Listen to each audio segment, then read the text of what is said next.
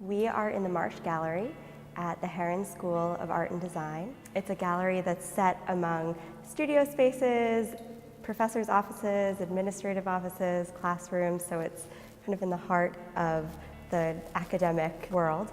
And we are in an exhibition called Making Memory. And the exhibition features work by 6 second-year MFA students at Herron. And all of the pieces in the exhibition address the issue of memory in some way or another.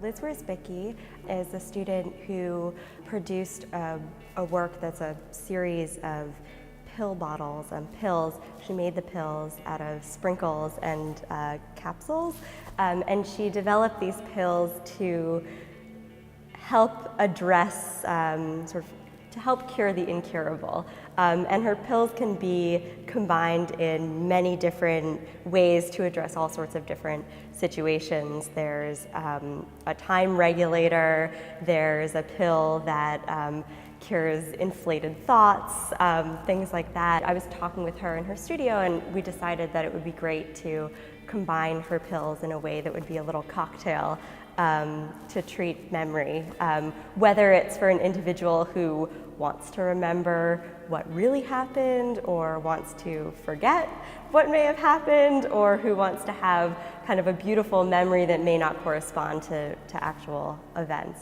Hillary Erin Russell is another student. Her piece is a really moving video performance in which she literally eats a hard candy gun.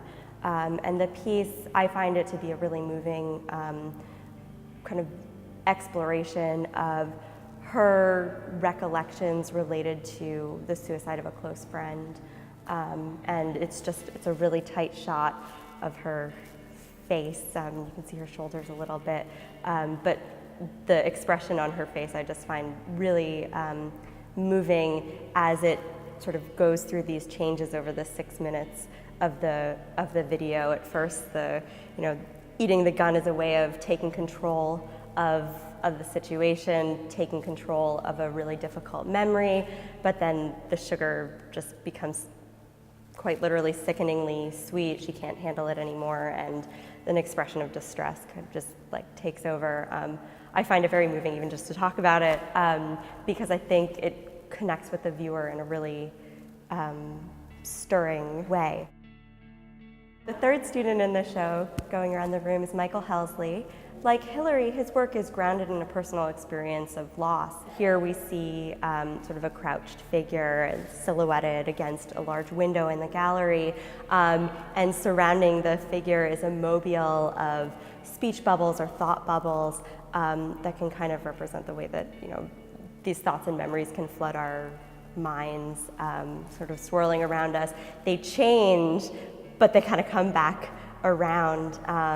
And the figures are surrounded by this sea of protective ice cream sundaes, kind of like the way that we turn to comfort food. But what I think is interesting about this piece and why it's such a great fit with the show is it really explores the sort of cyclical nature of memory, specifically as it's related to mourning. The next piece is by Stephen Baker. His sculpture is sort of a material and visual representation of his experiences, remembering and forgetting, and remembering again the time that he spent in Iraq with the Army National Guard. And the piece is sort of structured in a way that leads us up and then brings us back down, kind of the way that he's described in writing and in conversation with me, his experience of navigating the ways in which feelings related to difficult memories can change over time. So the next piece in the show is actually a piece that I put together. It is one of the many interpretive tools that I've kind of added to the exhibition. It's a document vitrine, and in it I've put my materials that I used for planning the show. There are a lot of papers that are tucked away in folders, but I've pulled some of the documents that I thought would be most interesting for viewers to read. And often exhibitions, I find, tend to be, especially in art museums, tend to be very self-effacing, so all of the labor that goes into putting a show together sort of vanishes into the background when the gallery is installed and the show is open. But I like to bring a little bit of that back into the space, so I've included a couple of texts. John Collins McCormick's piece is a sound piece that records the sounds in the gallery and plays them back on a 60-second delay. And the piece is not particularly visually oriented. It's really meant for just the viewer to become a listener, put on headphones, hear the sounds of 60 seconds ago. One of the things that I'd really like listeners to think about is how a space might be able to hold a memory. So we often think about how people have memories, but spaces and places can hold those traces of past experiences as well. At least I think that they can. And I think that this piece does a really good job of capturing some of that, even though it's only 60 seconds ago. Especially in an echoey room like this, we're kind of already reminded that sound lingers and that it's held by the vessel of the room.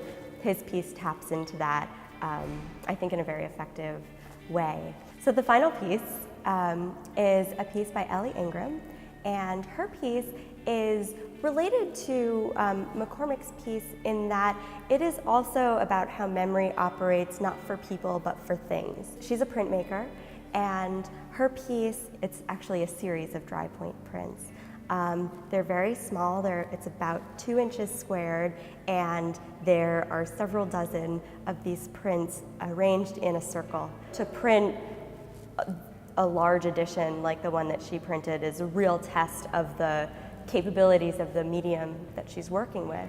But it also raises a really interesting question of how do materials remember and how do materials forget? I'm very pleased with the ways in which the different pieces in the show work together across the space of the room. That's something that was really important to me as I was putting together this exhibition. That said, one of the things that I've tried to do with this show is pull together pieces that ask questions about memory in different enough ways so that hopefully everyone who comes to the show will connect with one piece.